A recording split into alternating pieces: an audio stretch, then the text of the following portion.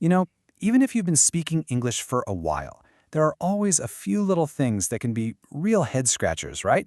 But what if you could just smooth out those sticking points for good? Well, today we're going to tackle 3 common areas that, once you master them, will make your English sound incredibly natural. Let's dive in. So let's kick things off with a classic. Think about sports, or really any competition. What's the real difference between beating someone and defeating them? Is there one? We're about to find out as we jump right into our first topic. We all love talking about a good game, right? Whether it was on TV last night or just a friendly match you played.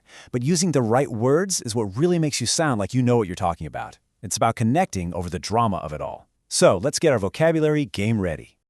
Every great competition story has these 2 characters. First, you've got the favorite. That's the team or player everyone expects to win, the powerhouse. But then you have the outsider, or as some people say, the underdog. They're the one nobody sees coming, and that's exactly what makes their potential win so exciting. But of course, not every game is a close call. Sometimes what you get is a one-sided match. This is where one side is just so much better that it's not much of a fight. Imagine a tennis champion just cruising to a victory, 6-0, 6-0, without even breaking a sweat. Yeah, that's the definition of a one-sided match. And after the match is over, the analysis begins, right? You can praise a player for their performance, which means you're highlighting all the great things they did. Or you could criticize them, which is the exact opposite. You know, they say true sportsmanship is when the loser can still genuinely praise their opponent for playing a great game. And here we are, the answer to that first question. So, what's the big secret? Turns out, to defeat and to beat an opponent mean exactly the same thing. You won! The only real difference is how formal they sound. Defeat is a little more official. Beat is what you'd use pretty much all the time in a normal conversation. You tell your friend, we beat them 3-1. Okay, let's round out our competition toolkit with 3 more must-know terms. Your opponent is just the person or team you're competing against. If someone's performance was amazing, you'd call it outstanding or brilliant. And in a tournament, the semifinal is the round before the big one, the final. With those in your back pocket, you're all set. All right, so we've got our competition vocabulary down. Let's switch gears to something that, let's be honest, can be tricky for everybody. Phrasal verbs. These little combinations of a verb and a preposition can be confusing because the meaning isn't always obvious. But don't worry, we're about to make sense of a few really common ones. Let's start with a useful one. Go back over. It just means to review something.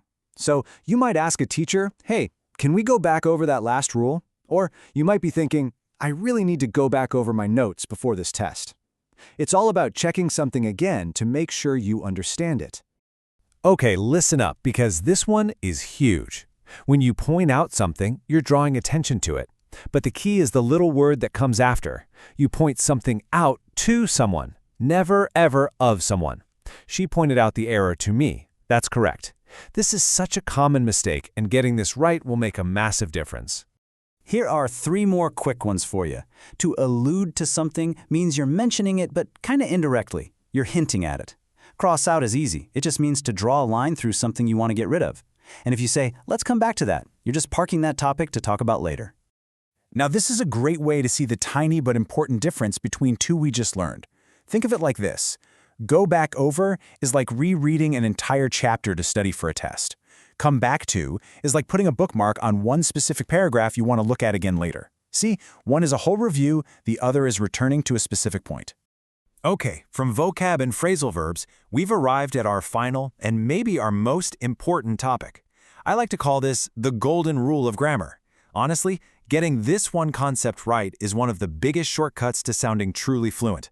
We're talking about subject-verb agreement in the present simple tense. So here's the rule, plain and simple.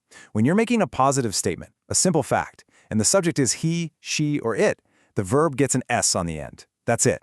So it's I work, you work, but he works, or she works. It's a tiny change, but it is absolutely fundamental. All right, now here are the 2 biggest tripwires, the places everyone gets stuck. First, saying he don't when it should be he doesn't.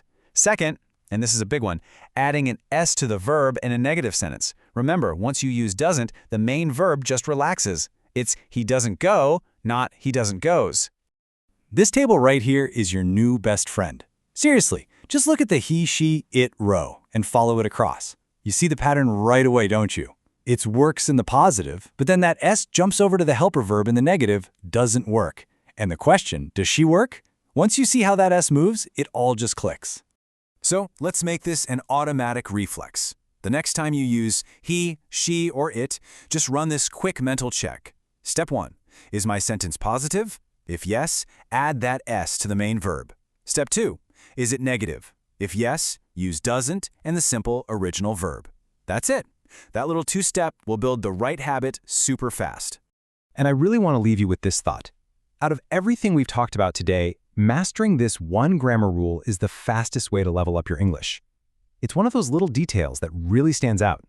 Get this right, and you are going to immediately sound more polished and fluent.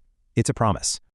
And there you have it. We've decoded competition vocab, untangled some tricky phrasal verbs, and unlocked that golden grammar rule. You've got the tools now to really smooth out your speech. So the only question left is, which one are you going to practice first? Thanks for joining me for this explainer.